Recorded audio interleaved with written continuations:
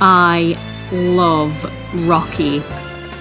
Rocky is such a misunderstood film, probably due to the fact that most people are more familiar with its numerous parodies and its later sequels. Here's my super speedy breakdown of the franchise. Amazing, beautiful, inspirational, love it. Amazing, up there with the first one, must see. Fun, 80s, Mr. T, Hulk Hogan. Bad, but good. Completely ridiculous, but pretty fun. Five, what? There's no Rocky 5, I don't know what you're talking about. Great return to the spirit of the first two, bravo. The first film isn't the montage-heavy Eye of the Tiger sports movie that people expect it to be.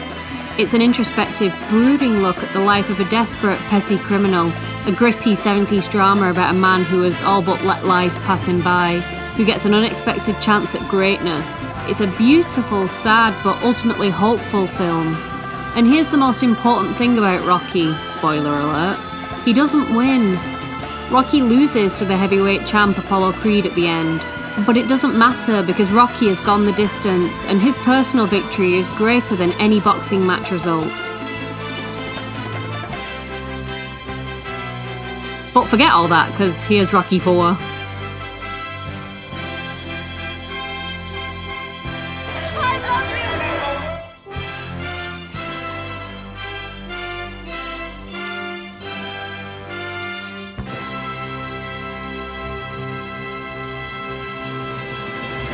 You can see the change from gritty, kitchen sink 70s realism to glitzy, shiny 80s glam right from the opening shot of gloves hitting each other and exploding. Very subtle symbolism there, so don't be upset if it takes you a few viewings to grasp the complexity at play here. Rocky returns home where his brother-in-law, Paulie, is celebrating, for want of a better word, his birthday. Now, I do love Rocky, but it has its flaws, and one of them is that its characters are, for the most part, pretty paper thin. So, you've got the protagonist, who, aside from his unbelievable punching skills, is the human equivalent of a puppy. He takes insults with good humour, is dopey and well-meaning, and full of affection. At least in the first film, he's a bit criminal and he's got a darker side to him, but genuinely, he never does anything bad to anyone, other than, breaking their thumbs for loan sharks. In contrast, you have Paulie, possibly the biggest dickhead in the history of cinema. Completely useless, fucks up everything, is horrible to his sister, and is generally just a loser. Finally, you've got Rocky's wife, Adrian, the shyest, most fragile human to have ever existed, unable to stand up for herself in any matter, the definition of doormat. She probably gets the most character development, shockingly, as now she's turned from meek pet shop assistant to meek 80s glamour babe. What a journey. Characters in Rocky don't really learn or grow. For the most part, they're very much stuck as their archetypes, with a creeping hint of flanderization. Flanderization being the act of taking a single action or trait of a character and exaggerating it until it completely consumes the character. Anyway, back to the birthday party. We can get the celebration underway. Why do they put up with him? He has no redeeming features. Get out of my house, you ungrateful But none of that matters, because you are about to witness the majesty of possibly the greatest 25 seconds ever committed to celluloid. I do not exaggerate.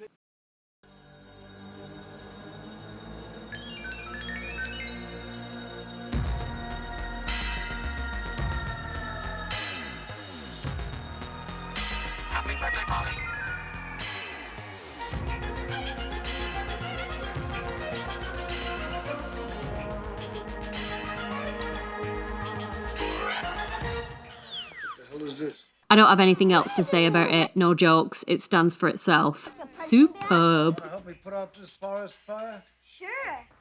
I feel like Rocky's son is in a different universe to everyone else. He's got a real peppy 1950s American family sitcom sort of vibe about him.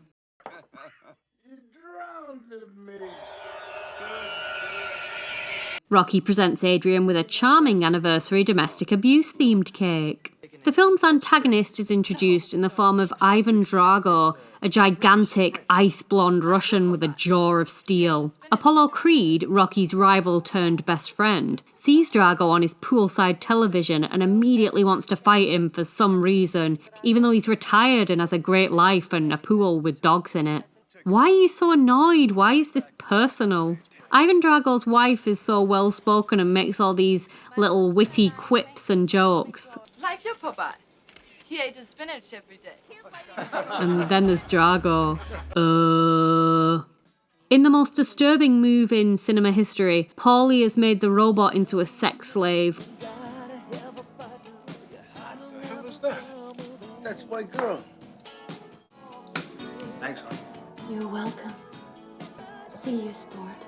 Only Apollo seems to realise how terrible that is. Look at that ass shot. What the fuck? Should I censor this? Apollo decides he must fight Drago. The situation is touted as East versus West, Russia versus America. Apollo behaves like a bit of a knob at the pre-match press conference and escalates a friendly exhibition match to, well...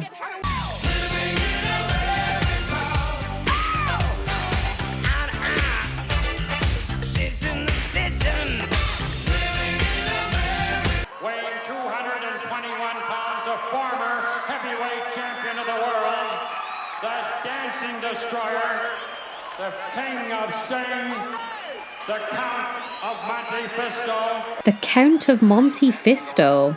Yeah, you might want to rethink that nickname. Apollo gets absolutely battered until he's literally dead on his feet. Somehow, Rocky seems to be the chief mourner at Apollo's funeral. Forget Mrs. Creed and the kids, we all know who's suffering the true heartbreak here.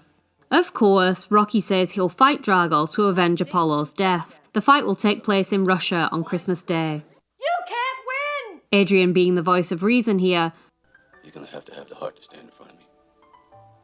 And to do that, he's gotta be willing to die himself. I really don't follow your logic here, Rocky. The man is 6'4". He will eat you. Next, we have the infamous driving montage, a montage of things we just saw 5 minutes ago. You don't need to show me this, I remember it, I watched it, I was there. Literally 5 minutes ago. Absolute padding. How much of this film is montage? Research time. 31.9%. This movie is only 2/3 original footage. I mean, it's economical, I guess. Rocky, Paulie, and Apollo's trainer, Duke, all head off to travel to Russia. Paulie, did you pack your toothbrush? Stop busting my chops. Paulie. I'm gonna have a wires tied when I get back. Oh, Jesus. This is supposed to be a serious, emotional moment, but how can you take it seriously when that poor jizz-filled robot is there? In a move very considerate to the filmmakers, Rocky decides on an isolated Russian location in the middle of nowhere. You're gonna get no Red Square or Kremlin from this film. It can all be conveniently shot in Wyoming. Another montage. Then Adrian comes to Russia because she's decided to abandon common sense and her son. This calls for another montage. Rocky starts doing the really fast skipping, so you know he's working hard now.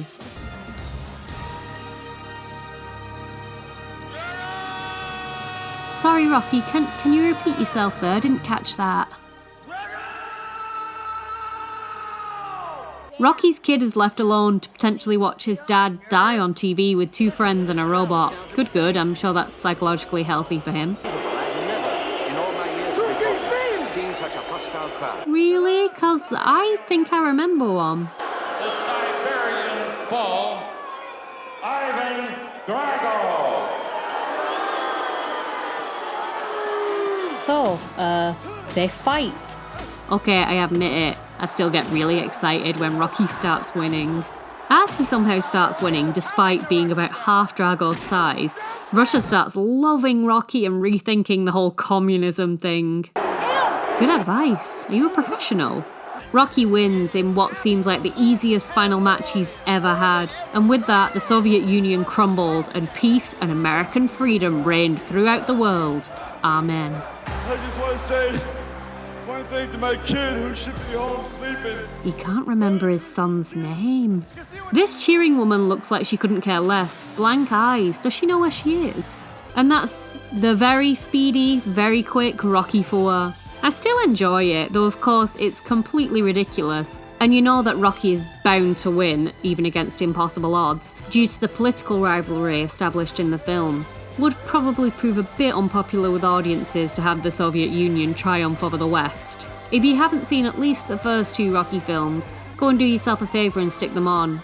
And It remember, ain't about how hard you hit.